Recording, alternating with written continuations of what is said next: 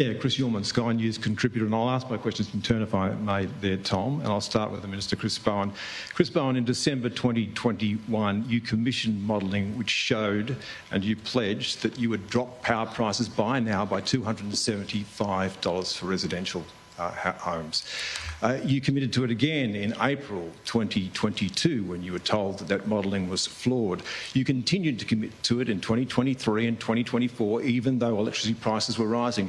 You continued to be committed to it when you started subsidising power bills. And now this year, as subsidies now have cracked through a new record and they're going through to the end of the year, you're spending billions of dollars on that. You are now claiming that electricity price falls due to subsidies are a fall in an electricity bill. Now, electricity prices are rising, aren't they, Minister? That's written into every electricity bill, isn't it, Minister? And if you can't admit that simple fact here today, why should anyone believe anything that you say? Well, thanks very much for the question, Chris. I'm not exactly sure what your question is really in reality. You've got strong views about... Sorry, you asked... Are electricity prices going up Chris, you asked the question. I didn't interrupt you. Yeah, I didn't interrupt your question. Do I get to answer it? Do I get to answer it? Thank you. You've got strong views about these matters, which you express on Sky News in the evenings, and that's your right. I disagree with the way that you look at these matters. I disagree with the approach that you take, respectfully. I think that renewable energy is the cheapest form of energy. You disagree with me. You disagree with the CSIRO. You're perfectly entitled to that point of view. I have said at the outset, in my opening remarks, energy prices are higher than I'd like them to be. Of course they are. I think everyone would say that.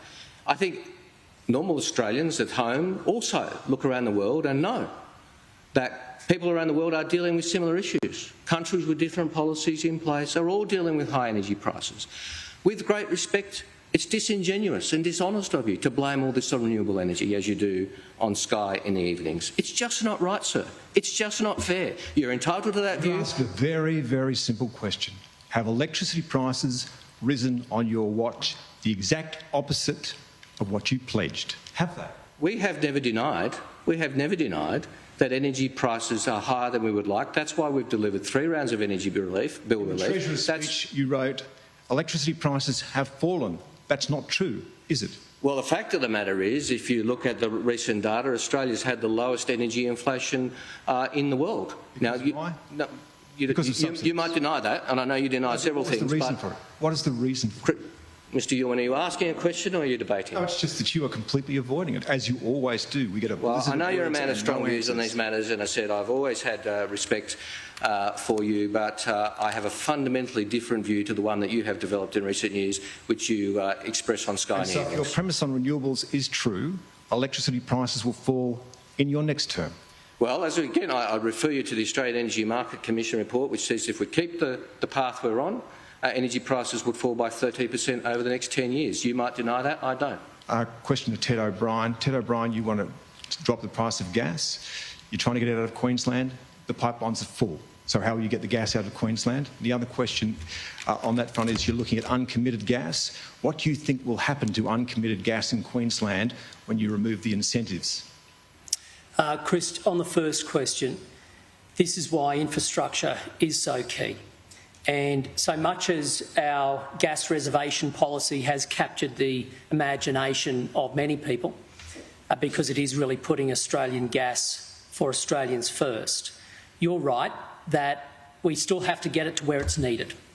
And that's why we talk about a comprehensive policy suite.